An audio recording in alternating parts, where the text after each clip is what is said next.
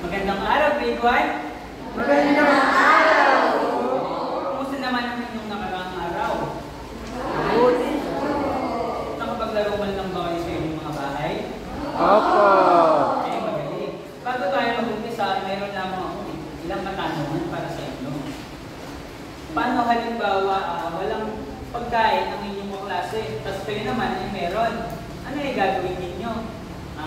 Yes, Kim. Bibigyan ko po siya ng pagkain teacher para po may makain siya. Magaling. Eh, paano naman halimbawa pag si JC, tapos si CJ, sinabi ni CJ sa kanya na, CJ, pwede humingi ng pagkain? Maganda ka naman eh. Eh, nasabi niya, ano naman ang gagawin mo, JC? Hindi po. Opo. Bibigyan mo ba siya ng pagkain o hindi? Opo. Eh, magaling. Bago tayo magsimula, meron lamang ako dito pamantayan sa pakikinig.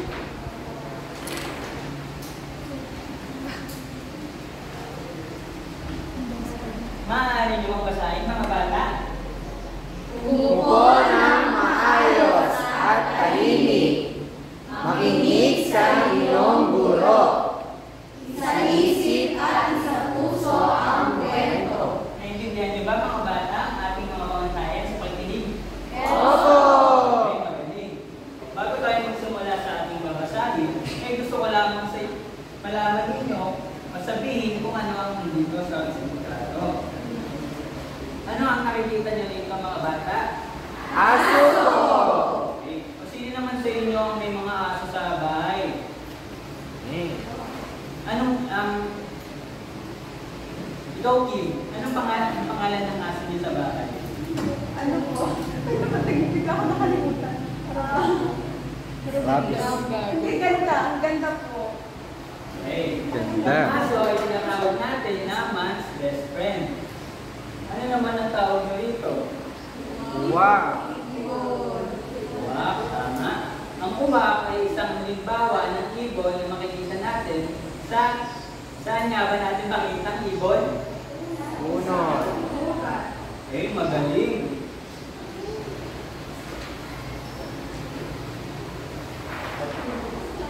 Bago tayo pala mag-umpisa sa ating babasahin, mayroon lamang ako dito katanungan na sasagutin nyo pagkatapos ng ating kwento.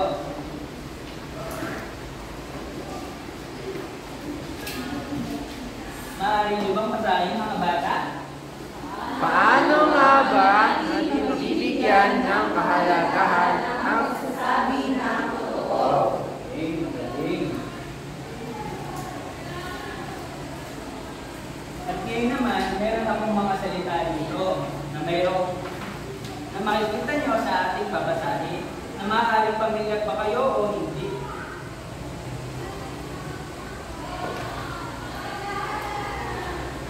Maaari bang paibasa, mga bata? mabigat? Paglalagay ng anumang bagay sa init ng araw. Sino sa inyo ang naglalaba, mga bata? Okay. Okay. Ang pagbibilad ng mga damit sa araw ay isang halimbawa na nabilad.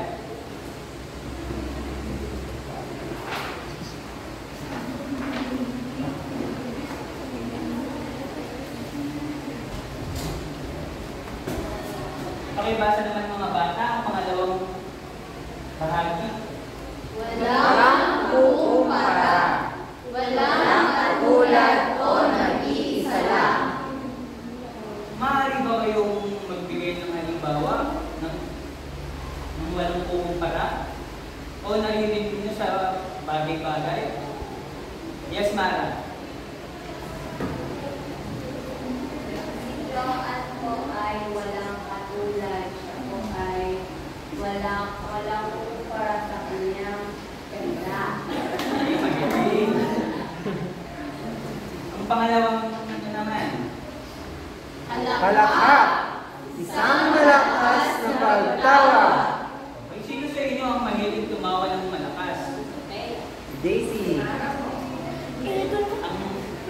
Ang pagtawa ng malakas ay isang halimbawa na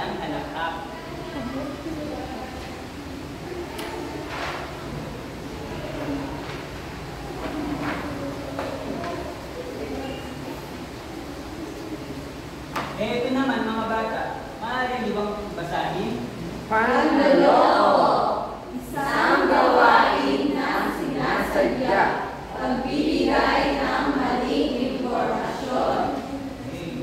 Ang panloloko ay isang gawain na bawal ninyong gayahin. Sino dito ang palaging naloloko?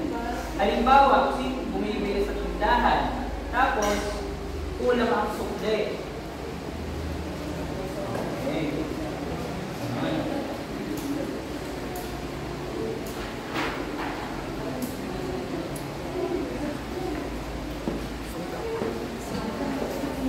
Ito naman mga bata, maaari niyo bang basahin?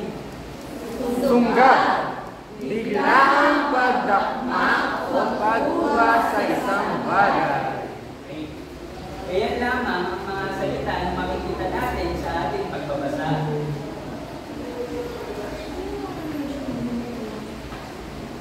Ngayon mga bata, handa na ba kayo makinig? Opo!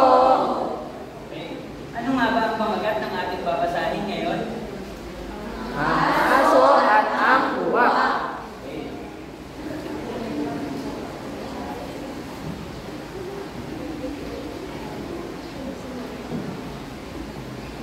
May isang ibong uwak na nakakita ng karne na nakabilad sa araw.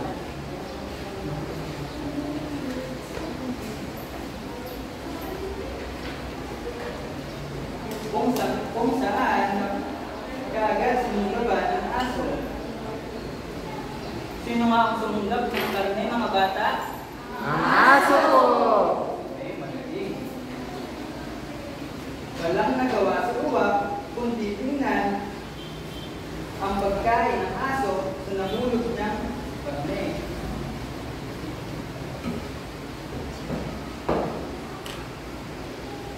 Hindi mo ulitin yung part mo. Ulit niyo. Matapos agad eh.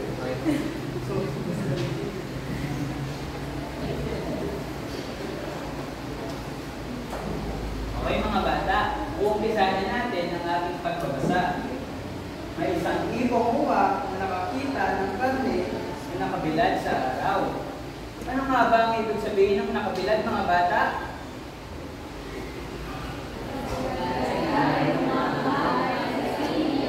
Araw. Okay, magaling.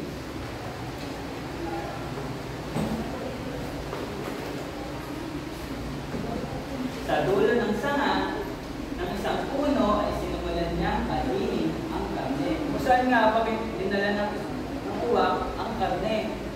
Isang puno. Okay, magaling. Ngunit, narinig niya isang malakas na boses ng isang aso na nagsasabing sa lahat ng ibon, ang uwak ang pinakamagaling. Ano nga ulit ang sabi ng uwak ay ng aso? Sa lahat ng ibon, ang uwak ang pinakamagaling. Okay, magaling. Nagawa naman ang uwak at binuksan ng bibig para malakpak. Ngunit, ang nangyari ay nalaglag ang karne mula sa kanyang bibig at nabulok ito sa lupa.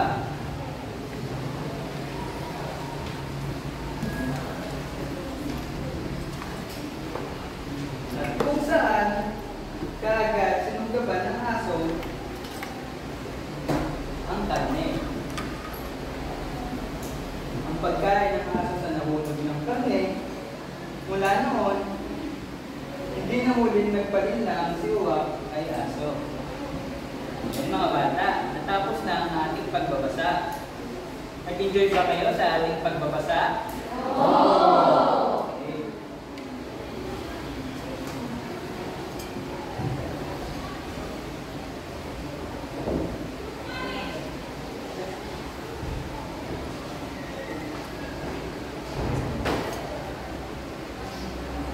Kung tunay nga ba kayo natuto sa ating pagbabasa, meron lang akong mga katanungan para sa inyo. Tungkol saan nga ba ang ating binasa?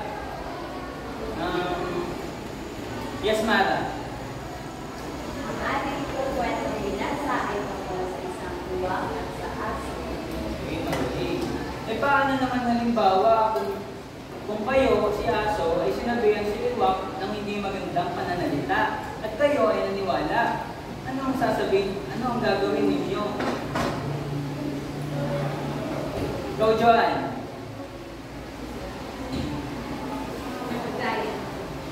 Magalit. Tama naman. E paano naman halimbawa kung kayo si Uwak, ano ang inyong mararamdaman pag halimbawa sinabihan kayo ng aso? Yes, Romel.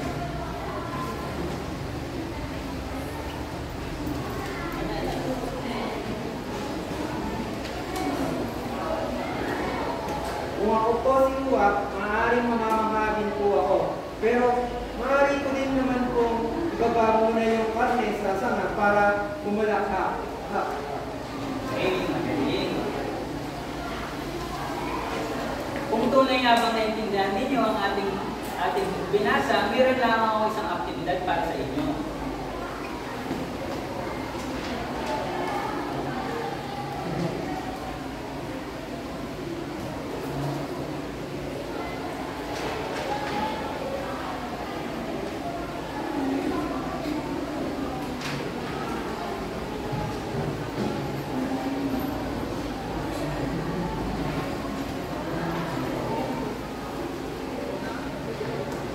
Meron lang akong mga salita dito na nagsisilbi, halimbawa kung ano ang nasa litrato. Kasi sasabihin nyo lamang kung saan litrato ang inyong nabunod. At ang mga salita nandito ay ipapaikot ko sa ating klase. Naintindihan ba mga bata? Opo! Okay.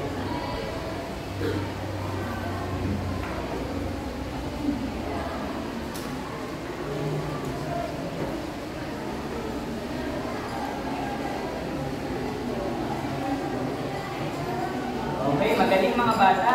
Tunay nga kayo ay natuto sa ating aralin ngayong araw.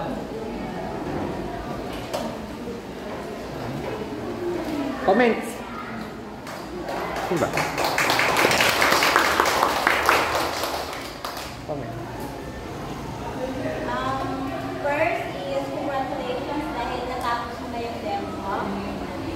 Second, maganda yung flow ng lesson mo. Malakas yung boses at naiintindihan. Maganda yung pagpapakita mo ng mga larawan, yung aso at mga yuwa. Malalaki na nakita mo sa likod. Maganda yung sulat, consistent yung laki, pero sana next time, mas tinawa lang ng konti para abot sa likod makita rin mo. Sa laki mo words, maganda yung mga ginamit ng salita. However, grade 1 kasi yung student mo, mas maganda kung meron din picture next time. Sa pagbabasa naman, okay naman siya, kayo lang sa eye contact sa students. Then, medyo kinabahan lang siguro. Pero, maganda naman. Sa questions, magaganda yung mga questions mo. Sa tingin ko, malidevelop naman yung critical thinking ng mga students mo. Overall, your lesson plan was good. Congratulations, job well done. Next, sino? Si Ate Marilyn. Una-una, congratulations sa Kuya Mario. So, yung po is, maganda po yung mga ginamit mo yung instruction materials. Nakikita ko rin sa may likod na lang sa bukas. However, yung doon po sa pertangan ako sa coach sa mga words ko. So, mas maganda po dyan kung naka-lower, full screen siya. Kasi po, kapag ganyan po yung sulat nyo, ay gagayan nyo ng estudyante nyo. Next is yung sa siguro din is mas maganda dyan kung binigyan sila ng larawan para mas nila, kaibigan nila. Tapos dun sa part ng pagbabasa, maganda naman siya. Dahil sa likod, maganda din yung maganda din natin yung story. Ang namin siya sa grade 1. So, yun. Thank you. Ito po ang kanyang sulat.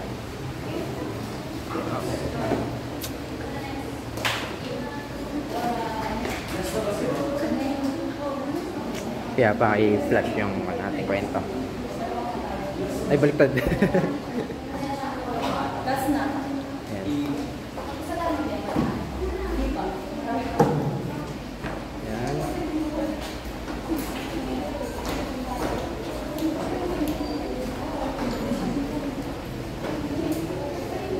Thank you, kuya. Ate, sa table po